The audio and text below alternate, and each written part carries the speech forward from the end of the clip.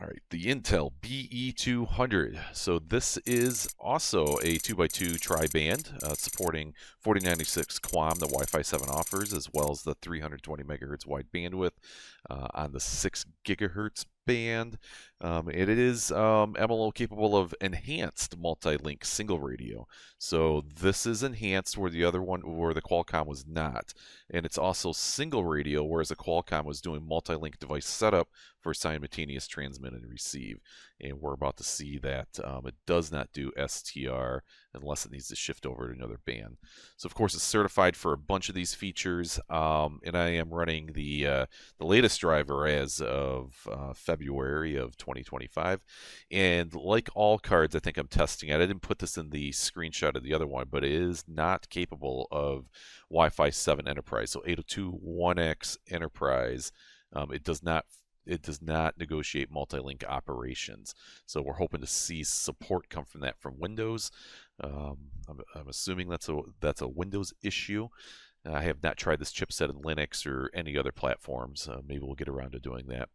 So unlike the other video where I went into the Wi-Fi Alliance certification notes, you can go ahead and click on the link in the description below, and it will take you out to the product finder where you can look for this chipset and download the PDF, and it gives you the full breakdown. Let's review the client association from the Aruba AP point of view. So first, we'll take a look at the BSS configuration here. So our pre-share key WPA3 network is set up for 160 and 5 gigahertz and 320 megahertz and 6 gigahertz. So I chose 320 megahertz and 6 gigahertz because I could not get the Intel client to shift over to the other link at times of congestion when it was running with 160 megahertz wide channel. Not too sure why, but it was not doing it. And I ran multiple tests.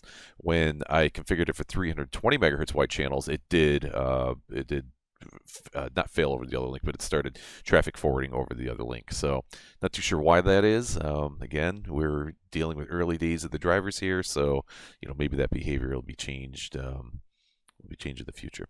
So if we take a look at the client's association to the AP, we do see that it did choose 160 megahertz wide. I'm sorry, 320 megahertz wide on 6 gigahertz, and 160 on 5 gigahertz.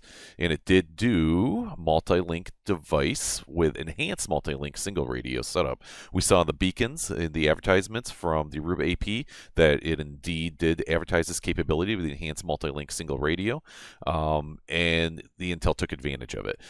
We saw the Qualcomm did not use enhance; it just used STR, but it was using both bands simultaneously. So we definitely see different modes of operation here between the two cards we've reviewed thus far.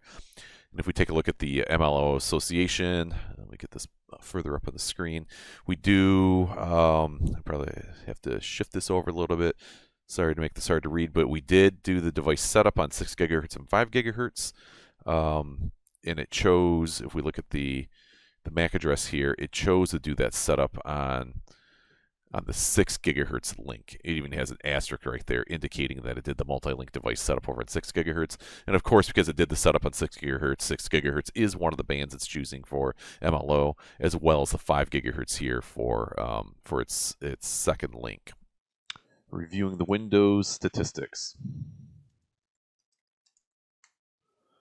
Okay, let's just go ahead and go up to the top. We'll start from the top down.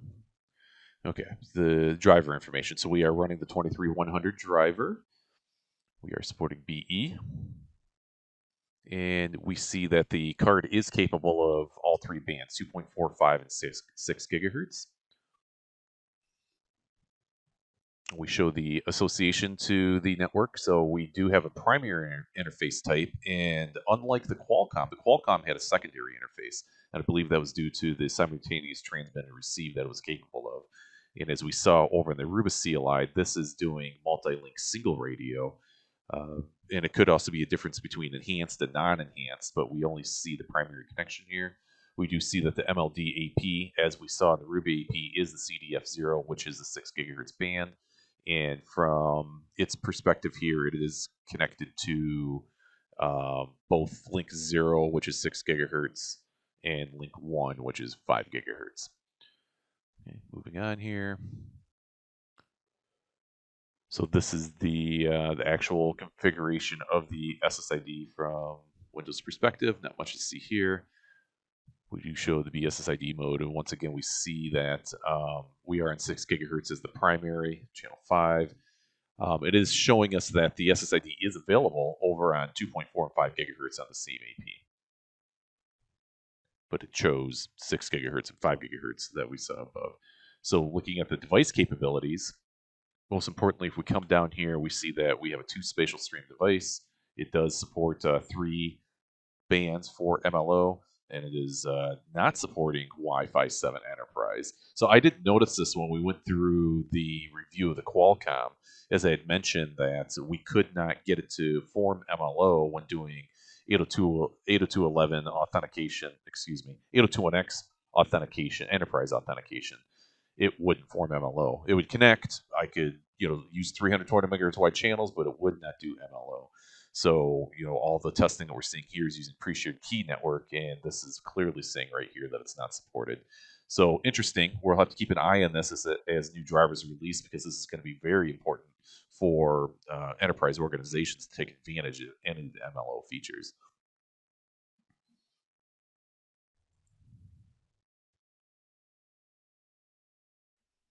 So let's do some MLO testing.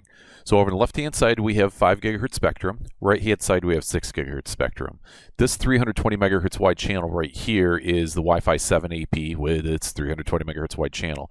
This 160 megahertz wide channel is my 635 that I'm going to use to introduce co-channel. So like the other tests, maybe I haven't mentioned, but I've been using iPerf to generate traffic, and that's what I'm going to do here. So there we are. We are using all 320 megahertz of that wide channel.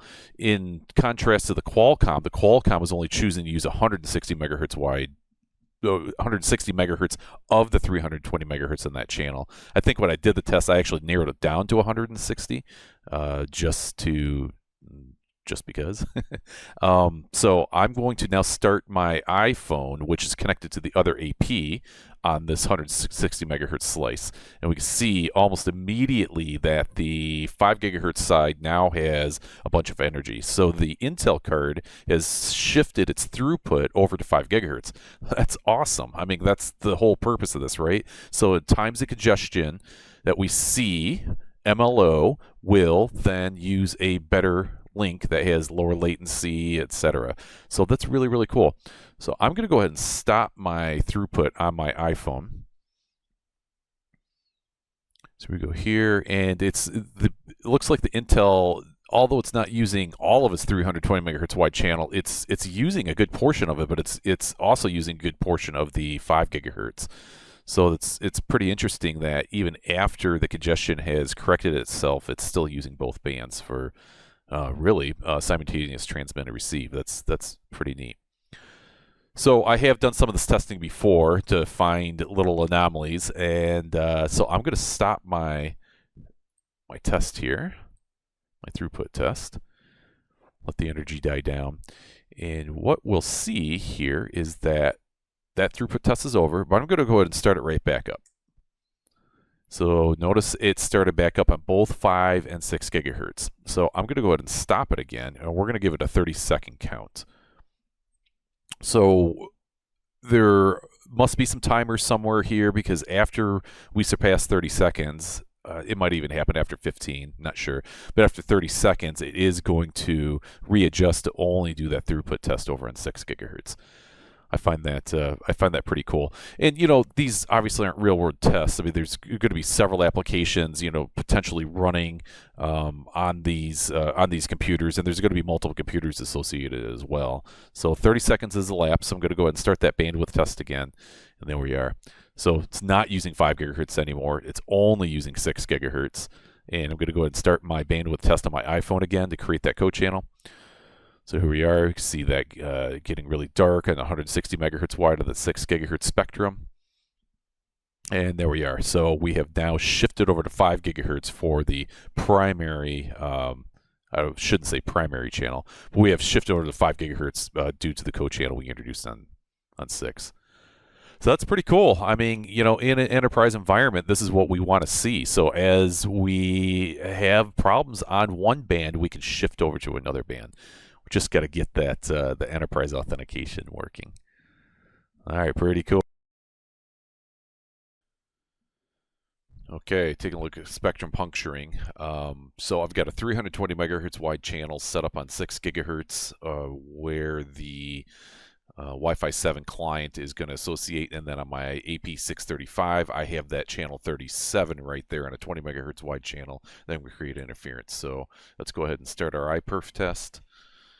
All right, so 320 megahertz wide of that channel, and in comparison to the Qualcomm would only use 160. It wouldn't use 320 when it was in MLO operations. So I'm going to start my other client here. Here we go. You see channel 37 doing its thing. And we're seeing quite a dip in throughput there for the Intel client, and it does not look like it's steering around it. Because we still see the energy kind of behind that channel 37 for the Intel client. So in my opinion here, it is not doing spectrum puncturing properly. So if I stop the Intel client, just so we can see the heat map there.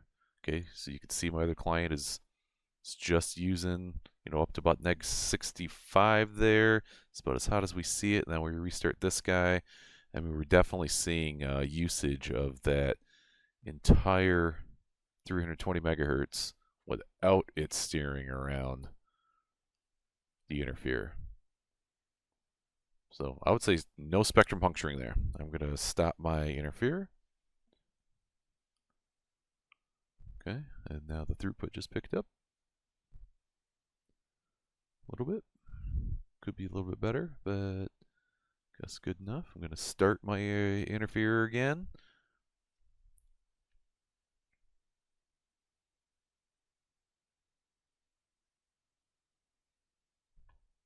So yeah, I mean, we're taking the performance hit. You're going to get the performance hit either way, because it just shouldn't be using that channel or the adjacent channels. And it's just not doing it. Okay, well, I'd say spectrum puncturing is not functional with Intel chipset, at least on Windows. Okay, let's get into these packet captures. So starting with the beacon frames, this is the same beacon frames we saw in the original video, and I did take the snippets out of the full beacon frame analysis for the Aruba AP755 and created its own video and put it in the video series there. So go check that out. You'll see all the same things I'm covering here. So the AP was locked onto, the Ekahau was locked onto the 3 bands, so 5, 11, and I think it was 124 for 5 gigahertz. So looking here at channel 5, which is the 6 gigahertz channel. If we go through the parameters here, we see the multi-link information element, and it looks just like it did before. It says it does have information for EML and MLD. So we take a look specifically at that information, and it's still supporting the EML SR, so the enhanced multi-link single radio, but it does not have support for the enhanced multi-link multi-radio. And what we're going to see as we get into these Intel captures is that it actually takes advantage of this.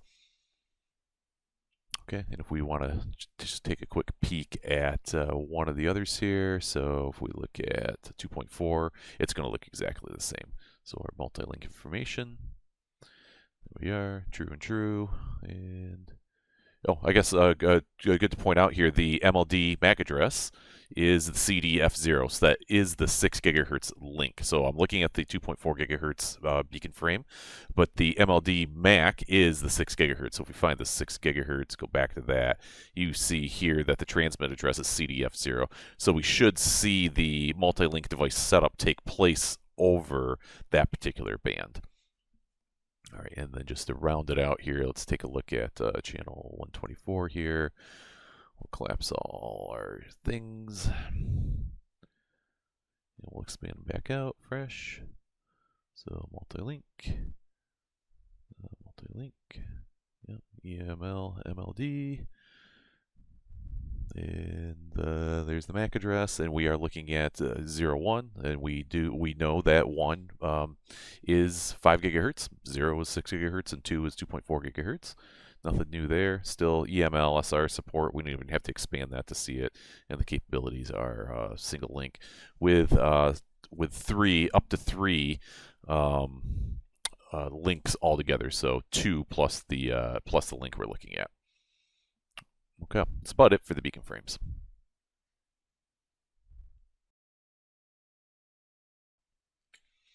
Here are the probe requests.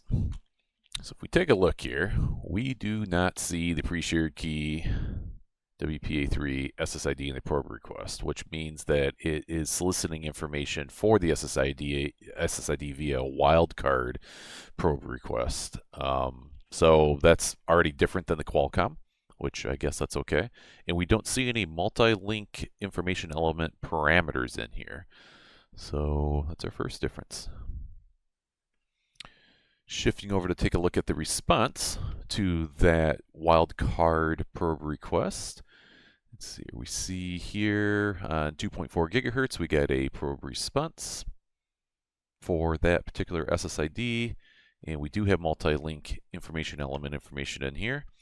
And if we drill through it, we see that it does have the EML and MLD capabilities, and those capabilities are said to be EML-SR as before, but no EML-MR, so no multi-radio, only single radio. And then for the multi-link device capabilities, we do have 3 links that it can support. Remember, this is 2 plus 1. And that we also have the TID to link mapping negotiation.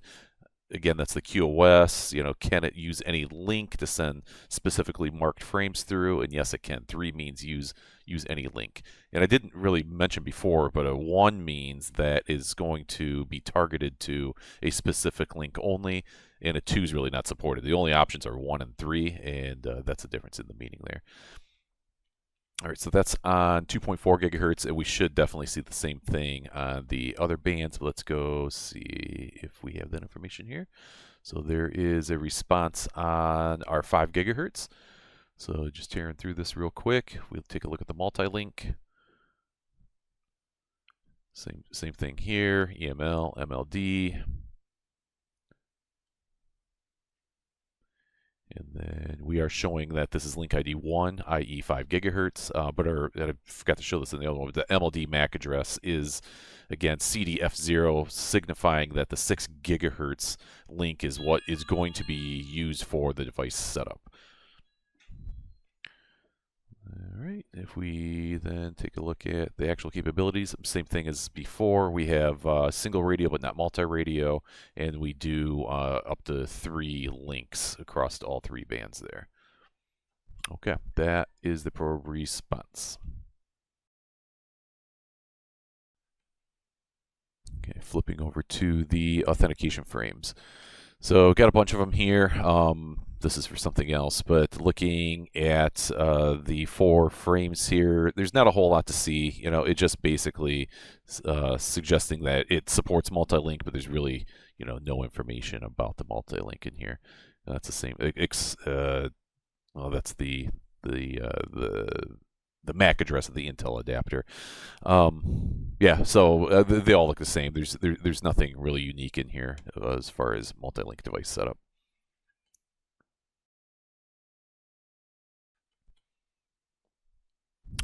Okay, moving on to association requests. So here we have one right at the top of the capture here, so we will focus on that. So it is doing the setup on the same band that it did the authentication frames on. And that is going to happen that way all the time. So we do have our multi-link capabilities. Now in the association request, we do see that it's requesting another station profile. So that station profile specifically says link ID 1. We know link ID 1 is 5 gigahertz. We're already on 6 gigahertz. So this is requesting to set up multiple links across 6 gigahertz and 5 gigahertz, but not 2.4. So it is not going to do setup across all 3 bands. Unlike what we saw in the CLI output of the Windows machine for the card, it did say it supported 3 bands, but that doesn't mean that is going to use all 3 bands at the same time. So yeah, so it's choosing 2, as we saw with the spectrum analysis, and there's a proof of it here, only requesting 1 additional station profile in addition to the station profile, or yeah, in addition to the link itself. So once again, not once again. So we're looking at the association request here, and it does say it has EML capabilities. This is the first we're seeing this, as well as multi-link device capabilities. So we look at those specifics. We see that EML says that it supports SR, but not MR. So I'm not sure if it's not showing support for MR because in the probe responses, the AP didn't indicate that it supported MR. So, it's showing its capabilities back to the AP, may not be showing MR, or maybe it doesn't support it at all. In the Wi-Fi certification document, if you look at it, it does say SR, not MR. So I have to assume that it's only supporting MR or SR. So this is neat because this is the first time we're seeing anything with enhanced multi-link single radio. And if we look at the multi-link device capabilities, we have 0 here plus 1. So this is saying it's going to support simultaneous transmission on 1 link and not 2 links. Even though what we saw earlier was that it was simultaneously transmitting on 2 different links, kinda. It was doing that when it would, we're entering periods of interference or co-channel, it was shifting over to the other band, but we did see it actually transmitting on both bands. So that's interesting here, and I think that's just indicating that it's not going to do it automatically. It's not going to use 2 links automatically. And the per station profile information it's requesting. So it's requesting a complete profile as part of the association. And again, for 5 gigahertz. So it's requesting for 1 additional 5 gigahertz station. Okay. Switching over to the response. So we have a single response coming across 6 gigahertz back to the station. The station being the client, the Intel client, and multi-link. So it's still continuing to say that it supports EML and MLD, and it's supporting single radio, and it supports 3 links, unlike what the Intel card just said. And it is allowing the link setup for the 5 gigahertz, so it's returning that there. So that completes the association. So that does the multi-link setup. Now the client can move on with forwarding traffic for its authentication frames, and in this case, it'd just be the 4-way handshake for pre-shared key.